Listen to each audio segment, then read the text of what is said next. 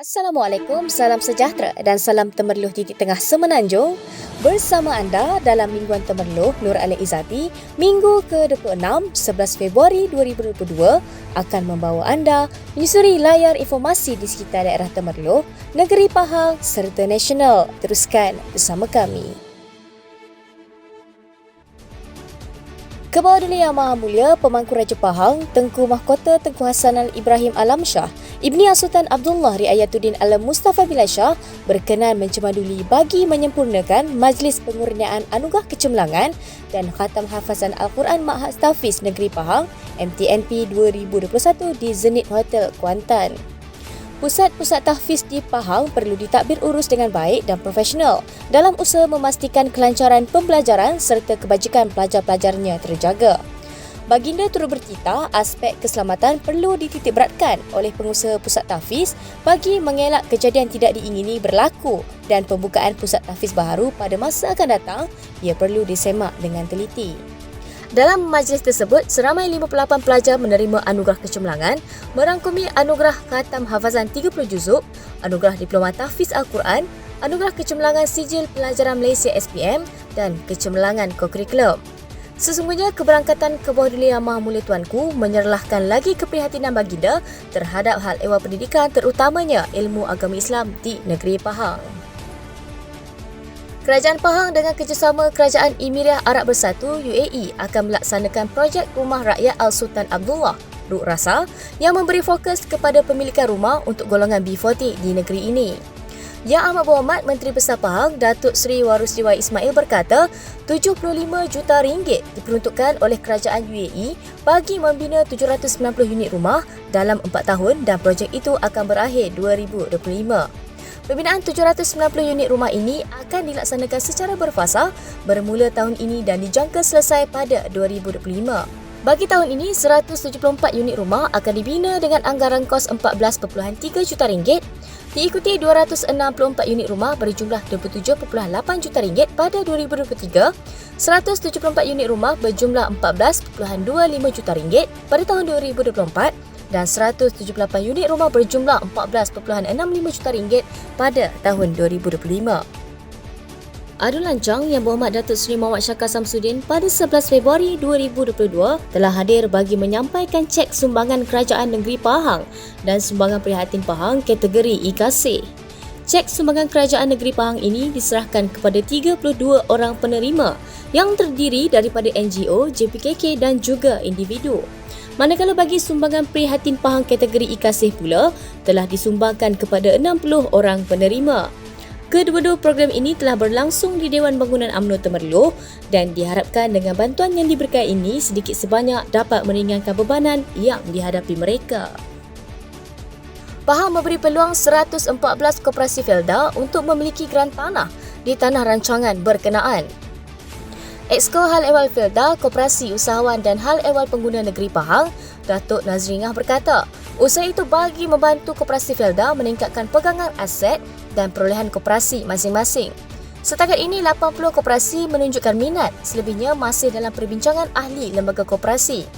Tambah beliau lagi, ia juga membantu dalam menjana pelbagai aktiviti ekonomi selain merapatkan jurang sektor ini antara bandar dan luar bandar.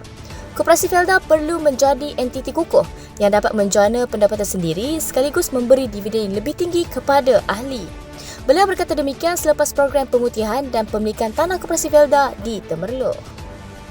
Adun Kuala Semantan Yang Berhormat Datuk Nur Azmi Makludin pada 6 Februari yang lalu telah merasmikan pertandingan cabaran memancing yang telah diadakan di Taman Tasik Bandar, Temerloh. Program ini yang dianjurkan secara bersama Kolam Pancing Purun dan Kolam Semantan 3 telah mendapat sambutan yang amat menggalakkan oleh kaki-kaki pancing sama ada yang tinggal di dalam daerah Temerloh maupun luar. Beliau mengucapkan tahniah dan syabas kepada para pemenang serta pihak penganjur yang telah menganjurkan pertandingan ini selain dapat menjadikan pertandingan ini satu tarikan kepada kaki-kaki pancing untuk datang ke Temerloh. Kerajaan mengenakan perintah kawalan pergerakan diperketatkan PKPD selama 14 hari ke atas Taman Rimba Mentakap Temerloh Pahang. Ketua Pengarah Keselamatan Negara, Majlis Keselamatan Negara, Datuk Razif Mat Saad berkata ia akan berkuatkuasa 7 hingga 20 Februari ini. Pelaksanaan PKPD itu dibuat setelah meneliti pembentangan Kementerian Kesihatan Malaysia KKM mengenai penilaian risiko serta trend jangkitan COVID-19. Prosedur operasi standard SOP bagi lokasi PKPD adalah sama seperti yang diumumkan sebelum ini. Yayasan Seri Negara YSN menubuhkan unit khas pemulihan rumah anggota dan bekas polis yang ditimpa musibah banjir pertengahan tahun lalu.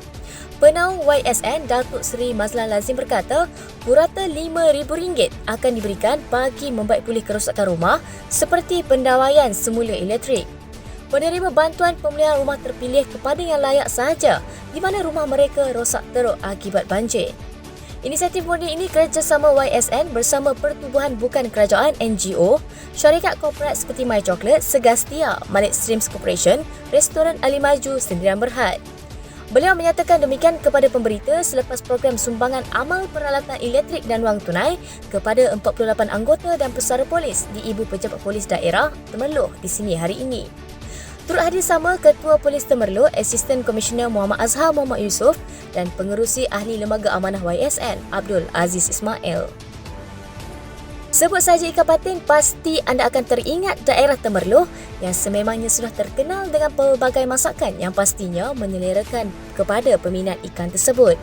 Jangan risau, sekiranya anda tidak dapat meluangkan masa untuk ke Temerloh di tengah semenanjung, anda boleh merasa masakan ikan patin yang pastinya membuatkan anda tidak lupa.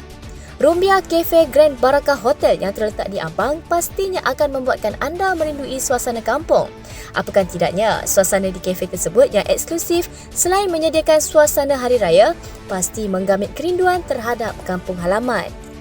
Masakan ikan patin warisan resepi Bonda Patin Temerloh sangat enak untuk dimakan. Resepi Hajah Masarah pasti membuatkan anda terasa berada di Temerloh. Warisan ni menghidangkan jamuan-jamuan tradisional, terutama jamuan raya. Seperti yang kita ada ketupat, palas, berasak, lepat lui, lemang, lontong, nasi impit, pulut kuning, pulut putih dan seterusnya. Juga lauk-lauknya lauk tradisional seperti rendang daging, rendang ayam, ayam masak merah, serunding, lodeh, sambal kacang dan lainnya. Dan di samping itu kita juga ada hidangan yang di Rumbia pula adalah patin. Resepi daripada Temerloh iaitu resepi Hajah Maisarah. Tak merasa ikan patin yang asal ini di Temerloh kan? Betul tak? Jadi saya rasa lebih kurang sama. Maka dengan itu saya bagi tahu rakyat yang berada di Kuala Lumpur maupun yang di luar kawasan Kuala Lumpur, kalau tak sempat nak pergi Temerloh, ada yang dekat iaitu Grand Barakah Hotel. Nama tempat ni hari-hari raya. Jadi kalau tak ada musim raya pun kat sini ada jamuan hari-hari raya, termasuk jamuan ikan patin. Ini special ni. Saya rasa chef yang masak ni mempunyai pengalaman yang begitu luas. Kepada anak perantau serta peminat ikan patin, jangan lupa untuk singgah di Rumbia Cafe Grand Barakah Hotel yang terletak di Ampang untuk merasai sendiri keenakan ikan patin resepi Hajah Masarah di Ampang. Tahukah anda sastrawan negara Pak Sako berasal dari Temerloh? Nama Pak Sako sendiri bukanlah satu nama yang asing bagi negara kita, terutama dalam bidang kesusasteraan. Pak Sako atau nama sebenar beliau Ishak Haji Muhammad dilahirkan pada bulan September 1909 di Kampung Bukit Saguntang, Temerloh, Pahang. Beliau juga dikenali dengan nama pena seperti Hantu Raya, Isa Kosan, Pak Pandai Moden dan juga Anwar. Beliau banyak menghasilkan novel, cerpen, esei dan memoir serta menulis rencana untuk akhbar kumpulan utusan Melayu. Oleh kerana cintanya terhadap bangsa dan negara terlalu besar, jadi tidak hairanlah kalau dikatakan hampir semua keseluruhan karya-karya beliau bercorak didaktik dan idealistik. Sebagai seorang pejuang nasionalis dan sastrawan, beliau mempunyai tempat yang penting dalam sejarah kebangsaan dan kesusasteraan tanah air.